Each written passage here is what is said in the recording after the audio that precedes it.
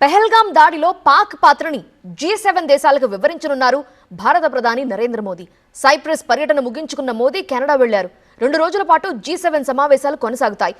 Cypress అత్యున్నత పురస్కారాన్ని స్వీకరించారు మోదీ. ఇది 140 కోట్ల మంది భారతీయులకు లభించిన గౌరవం అన్నారు ప్రధాని.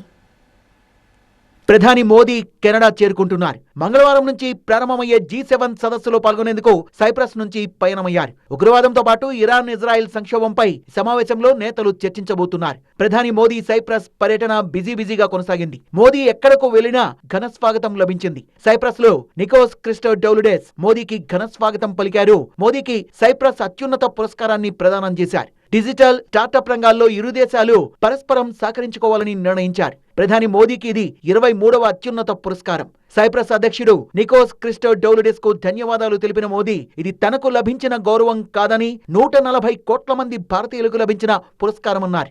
యుద్ధంతో ఎలాంటి ప్రయోజనం ఉండదన్నారు మోదీ. చర్చలతోనే అన్ని సమస్యలకు పరిష్కారం లభిస్తుందన్నారు. ఇరాన్ ఇజ్రాయెల్ మధ్య భీకర యుద్ధం జరుగుతోన్న వేళ మోదీ వ్యాఖ్యలు ప్రాధాన్యత సంతరించుకున్నాయి. పహల్గాం దాడిలో పాకిస్తాన్ ప్రమేయంపై G7 దేశాలకు వివరించబోతున్నారు మోదీ.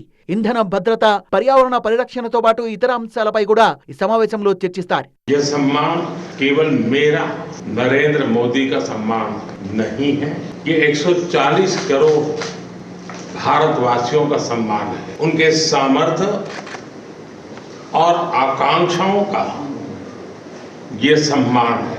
ये हमारे देश के सांस्कृतिक भाईचारे और वसुधैव कुटुंबकम की विचारधारा का सम्मान है और हमारी पारस्परिक समझ को समर्पित करता हूं. సైప్రస్ అధ్యక్షుడితో ఉన్నత స్థాయి చర్చల్లో వాణిజ్యం, సాంకేతికత, విద్య, సాంస్కృతిక మార్పిడిలో సహకారాన్ని పెంచుకోవడంపై మోదీ దృష్టి పెట్టారు. పర్యటన భారత్ సైప్రస్ సంబంధాల్ని బలోపేతం చేస్తుందని, G7 సదస్సుకు ముందు యూరోపియన్ దేశాలతో దౌత్య సంబంధాల్ని మెరుగుపరుస్తుందని భావిస్తున్నారు. సైప్రస్ లో ప్రధాని మోదీకి ఘనంగా వీడ్కోలు పలికారు అక్కడి ప్రభుత్వ ప్రతినిధులు. కెనడాలో ఖలిస్తాన్ వేర్పాటువాదుల ఆందోళన కారణంగా ప్రధాని మోదీ పర్యటనకు భారీ భద్రతా ఏర్పాట్లు చేశారు.